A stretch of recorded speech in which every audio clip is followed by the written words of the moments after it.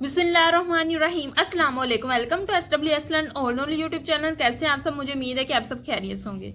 आज से हम सेकंड चैप्टर स्टार्ट करने लगे हैं फर्स्ट ईयर केमिस्ट्री का।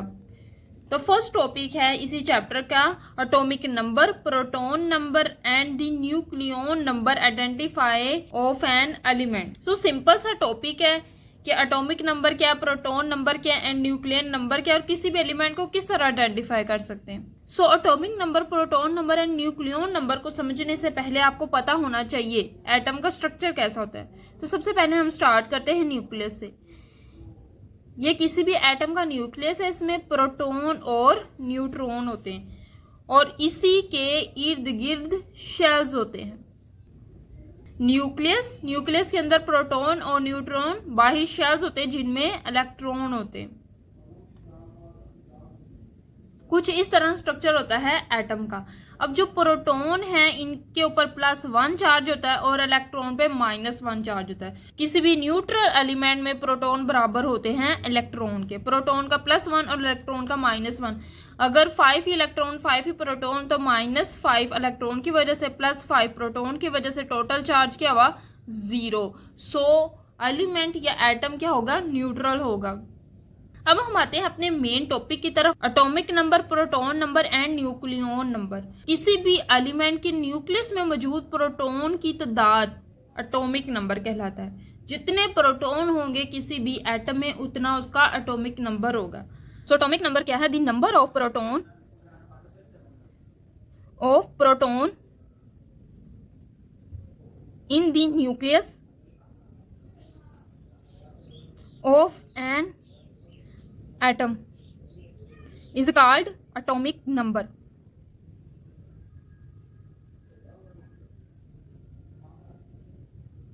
and also known as proton number।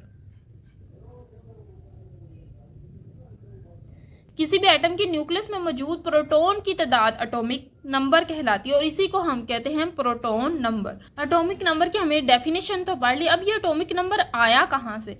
तो इसको डिस्कवर किया था मोज़ले ने। मोज़ले ने किस तरह इसको डिस्कवर किया था? मोज़ले ने डिफरेंट एलिमेंट लिए और उनके ऊपर बम्बार्ड करवाए कैथोड रेज। जैसे ये हमारे पास आ रही हैं कैथोड रेज। उसने यहाँ पढ़ा है कोई भी एलिमेंट, उसके ऊपर जब बम्बार्ड करवाया तो उसमें से एक्स रेज निकली। इसको क्या कहेंगे? X rays. अब ये जो एक्स रेज है हर एलिमेंट की डिफरेंट होगी। हर एलिमेंट की जो एक्स रेज है उनकी कैरेक्टरिस्टिक फ्रीक्वेंसी होगी। फ्रीक्वेंसी क्या होती है? 1 सेकंड में कितनी वेव्स पास कर रही है उसको कहते हैं फ्रीक्वेंसी। और जितनी भी एक्सरेज डिफरेंट एलिमेंट से निकलेगी उन सब की अपनी अपनी कैरेक्टरिस्टिक फ्रीक्वेंसी होगी। यानी हर एटम से निकलने वाली जो एक्सरेज थी वो अलग थी। तो उसने कंसीडर किया जो फ्रीक्वेंसीज हैं, ये जो एक्सरे निकल रही इनकी जो फ्रीक्वेंसी है उसका अंडर रूट डायरेक्टली प्रोपोर्शनल है एटॉमिक नंबर के। सो मोज़ले ने इस तरह डिस्कवर किया एटॉमिक नंबर को। अब हम आते हैं न्यूक्लियन नंबर क्या। तो एटम के स्ट्रक्चर की तरफ जाते हैं। न्यूक्लियन नंबर क्या है? किसी भी एटम के न्यूक्लियस में मौजूद प्रोटॉन और न्यूट्रॉन दोनों को ऐड करते हैं तो आएगा न्यूक्लियन नंबर। किसी भी एटम के न्यूक्लियस में मौजूद प्रोटॉन प्लस न्यूट्रॉन दोनों को कलेक्टिवली कहें तो आएगा न्यूक्लियन नंबर। सो न्यूक्लियन नंबर क्या है? The number of protons and neutrons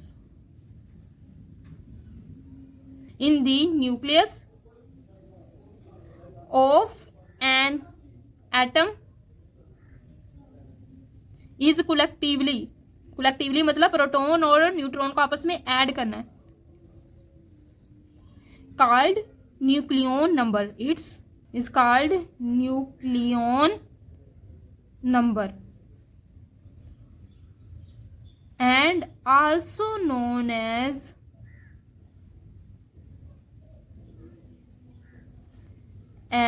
mass number।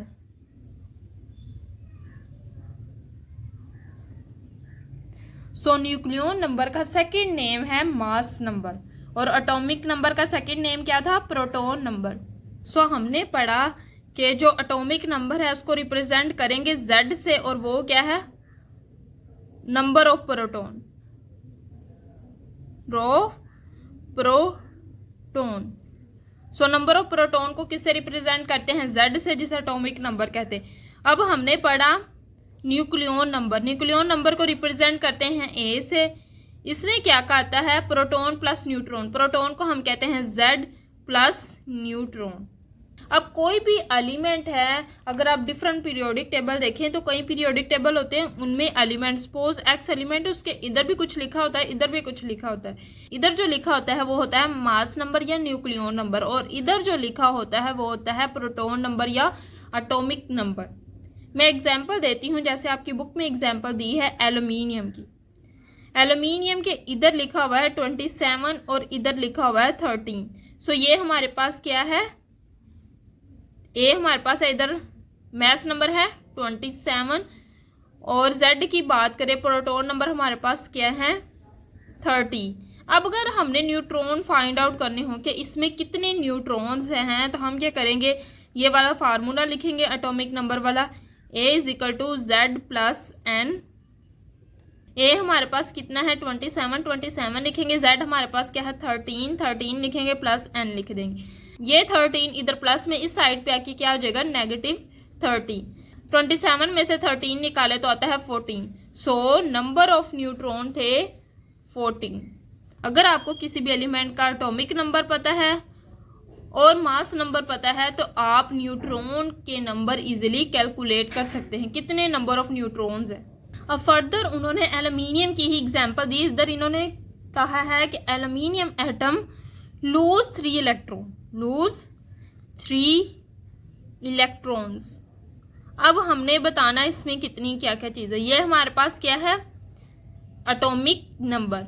ये रिप्रेजेंट करता है प्रोटॉन को। सो एटॉमिक नंबर यानी नंबर ऑफ प्रोटॉन क्या है?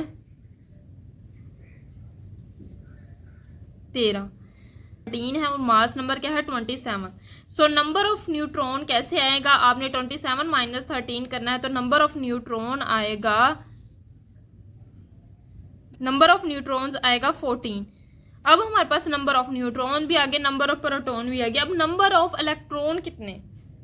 हमने पढ़ा था कि किसी भी न्यूट्रल एलिमेंट में number of proton and number of electron बिल्कुल इक्वल है, लेकिन इस एल्यूमिनियम ने जब 3 इलेक्ट्रॉन लूज कर देगा तो इसके ऊपर 3 पॉजिटिव आ जाएगा। इसके नंबर ऑफ इलेक्ट्रॉन और प्रोटॉन क्या होते हैं? बराबर होते हैं, यानी 13 प्रोटॉन है तो 13 ही हमारे पास क्या होंगे? इलेक्ट्रॉन्स। अब 13 इलेक्ट्रॉन्स है लेकिन इसने 3 इलेक्ट्रॉन लूज कर दिए तो हम क्या कहेंगे? नंबर ऑफ इलेक्ट्रॉन्स हैं,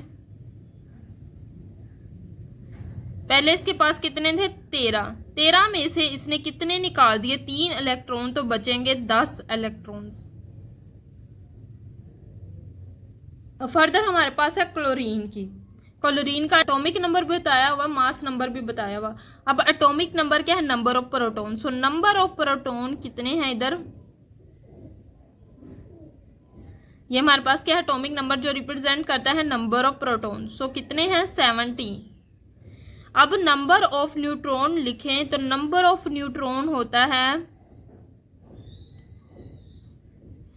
इसमें से इसको माइनस कर दे, यानी ए में से Z माइनस कर दे तो हमारे पास आ जाएगा नंबर ऑफ न्यूट्रॉन।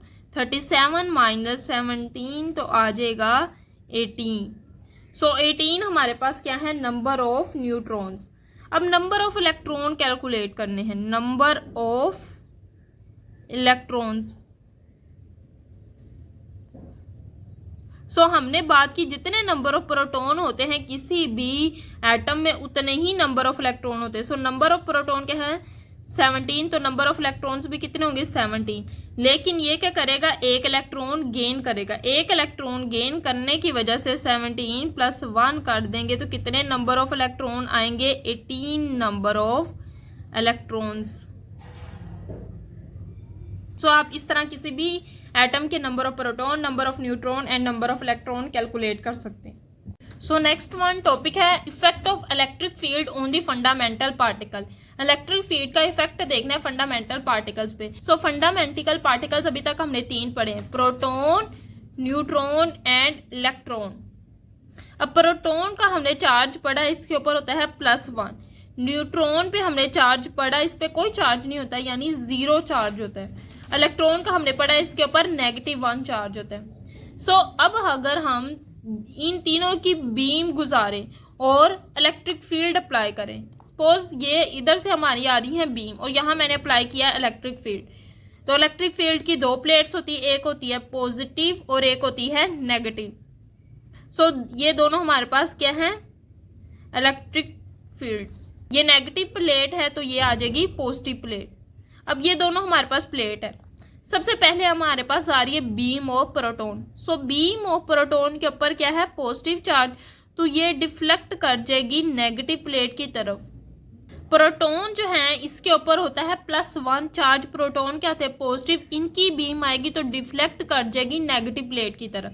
अब हमारे पास न्यूट्रॉन की बीम आए तो न्यूट्रॉन क्या होते हैं, न्यूट्रल होते हैं। सो ना वो पॉजिटिव प्लेट की तरफ जाएंगे ना ही वो नेगेटिव प्लेट की तरफ जाएंगे, बल्कि स्ट्रेट लाइन में मूव कर जाएंगे। अब अगर हम बात करें इलेक्ट्रॉन्स की, सो इलेक्ट्रॉन जो होते हैं वो नेगेटिव होते हैं, इसलिए वो पॉजिटिव प्लेट की तरफ क्या हो जाएंगे, डिफ्लेक्ट हो जाएंगे। ये हमारे पास क्या है, इलेक्ट्रॉन्स। अब अगर आप डिफ्लेक्शन में देखो तो सबसे ज्यादा डिफ्लेक्ट किया है इलेक्ट्रॉन, हालांकि इसका चार्ज -1 और इसका +1 दोनों को इक्वल डिफ्लेक्ट करना चाहिए। सो जो हमारे पास प्रोटॉन है ना, ये 1836 टाइम्स ज्यादा हैवियर है इलेक्ट्रॉन के, इनका मास ज्यादा है और इलेक्ट्रॉन का मास क्या है, कम है। अब अगर मैं इसको आपको इस तरह समझाती हूँ, हमारे पास 2 डिफरेंट ऑब्जेक्ट है, एक का वजन ज्यादा है और एक का वजन कम है, दोनों ही मैं इक्वल फोर्स से, ऐसे दोनों को इक्वल फोर्स से पुश करती हूँ, तो जिसका वजन कम है वो ज्यादा आगे जाएगा। इसी तरह जो इलेक्ट्रॉन है इनका वजन कम होता है, ये 1/1836 टाइम लाइटर है, ये 1836 टाइम्स हैवियर है, भारी है, तो ये 1/1836 टाइम्स क्या है, लाइटर है। सो इतना मास जो है इसका कम है प्रोटॉन से, जिसकी वजह से इसकी डिफ्लेक्शन क्या होती है, ज्यादा होती है। सो इस डिफ्लेक्शन से हमें पता चला जिसका मास जितना ज्यादा होगा उसकी डिफ्लेक्शन उतनी ही कम होगी, और इलेक्ट्रॉन का मास थोड़ा कम था, यानी मास जितना कम होगा डिफ्लेक्शन उतनी ही ज्यादा होगी। सो एंगल ऑफ डिफ्लेक्शन की बात करें, एंगल ऑफ डिफ्लेक्शन की बात करें तो वो किसके डायरेक्टली प्रोपोर्शनल होगा, जितना ज़्यादा चार्ज होगा उतनी ही ज़्यादा डिफ्लेक्शन होगी, और जितना मास कम होगा उतनी ही ज़्यादा डिफ्लेक्शन होगी, यानी मास के साथ इन्वर्सली प्रोपोर्शनल, यानी मास के साथ इसका क्या है, इन्वर्स रिलेशन। मास कम तो एंगल ऑफ डिफ्लेक्शन क्या होगा, ज़्यादा होगा, चार्ज ज़्यादा तो एंगल ऑफ डिफ्लेक्शन क्या होगा, ज़्यादा होगा। एंगल ऑफ डिफ्लेक्शन के बारे में हम पढ़ लिया। अब सेकंड टर्म है radius of deflection. Radius of deflection बिल्कुल इसके उल्ट है, उसके ऊपर मास ऊपर आता है और चार्ज नीचे आता है, यानी जितना ज्यादा चार्ज होगा उतना ही ज्यादा रेडियस ऑफ डिफ्लेक्शन कम होगा, और मास जितना ज्यादा हो गया रेडियस ऑफ डिफ्लेक्शन उतना ही ज्यादा होगा। रेडियस ऑफ डिफ्लेक्शन क्या है, अगर कोई पार्टिकल है वो स्ट्रेट मूव करे, लेकिन अगर हम उसके ऊपर मैग्नेटिक फील्ड अप्लाई कर देंगे, कोई भी एक्सटर्नल फील्ड अप्लाई कर देंगे, इलेक्ट्रिक या मैग्नेटिक, तो वो क्या करेगा, एक कर्व्ड पाथ देगा, एक सर्कल की तरह हमारे पास कर्व्ड पार्ट देगा। तो हम क्या करेंगे, सेंटर से लेकर उसका इस तरह डिस्टेंस फाइंड आउट करेंगे, तो वो होगा रेडियस, और कितना रेडियस ऑफ डिफ्लेक्शन है वो डिपेंड करेगा मास एंड चार्ज पे। प्रॉपर्टीज ऑफ फंडामेंटल पार्टिकल्स के नाम से टॉपिक दिया, इस टॉपिक में जितनी भी टर्म्स हैं, जितनी भी वैल्यूज है होनी चाहिए, आपको अच्छे से याद होनी चाहिए। प्रोटॉन, न्यूट्रॉन और इलेक्ट्रॉन के बारे में हमने पढ़ा। प्रोटॉन पे हमने कहा कि रिलेटिव +1 चार्ज होता है, लेकिन उसकी एक्चुअल वैल्यू देखें तो वही होती है 1.6022 मल्टीप्लाई 10⁻19, और जितना प्रोटॉन के ऊपर चार्ज होता है उतना ही इलेक्ट्रॉन पे होता है, लेकिन इलेक्ट्रॉन पे होता है नेगेटिव। सो मास की बात करें, प्रोटॉन का मास और न्यूट्रॉन का मास बिल्कुल बराबर होता है, प्रोटॉन और न्यूट्रॉन का मास बिल्कुल बराबर होता है, उसकी वैल्यू 1.6726 -27, लेकिन जो इलेक्ट्रॉन है इसका इन दोनों से मास कम होता है। मास कम होने की वजह से इसकी वैल्यू है 9.1095 × 10⁻31। अगर AMU में देखें, ये kg में यूनिट था, अगर AMU में यूनिट लेके आए तो प्रोटॉन का है 1.0073, न्यूट्रॉन का भी बिल्कुल इसी के करीब ही है, लेकिन जो इलेक्ट्रॉन है इसका बहुत ज़्यादा कम है। सो ये वैल्यू आपने याद करनी। अब हम आते हैं क्विक चेक 2.1 पे। क्विक चेक में है calculate the number of proton in the following element. So number of proton calculate करने हैं, मैं आपको आर्गोन की एग्जांपल देती हूँ। ऊपर है इसके number of proton plus neutron यानी मास नंबर, नीचे हमारा होता है Z यानी एटॉमिक नंबर।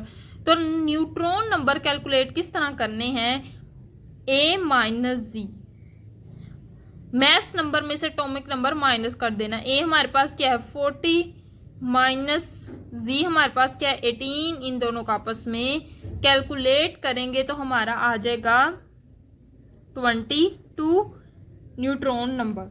सो आपने इसी तरह इन दोनों के कैलकुलेट कर लेने। अब सेकंड क्वेश्चन है which of proton neutron and electron is deflected the most in the magnetic field. अब ये बिल्कुल इलेक्ट्रिक फील्ड की तरह, इलेक्ट्रिक फील्ड में भी सबसे ज्यादा डिफ्लेक्ट हो रहा था, सबसे ज्यादा डिफ्लेक्ट होगा इलेक्ट्रॉन क्योंकि उसका मास क्या है कम, और जो न्यूट्रॉन है वो स्ट्रेट पाथ लेके जाएगा। क्यों? क्योंकि उसके ऊपर कोई फील्ड इफेक्ट ही नहीं करेगी, वो न्यूट्रल है, और प्रोटॉन जो है वो नेगेटिव प्लेट की तरफ डिफ्लेक्ट कर जाएगा। सो ये थी आज की वीडियो। मुझे उम्मीद है कि आपको वीडियो पसंद आई होगी। वीडियो पसंद आई तो वीडियो को लाइक करें, मजीद इसी तरह की वीडियोस के लिए मेरे चैनल को सब्सक्राइब करें। दुआ में जरूर याद रखिएगा। अल्लाह हाफिज़।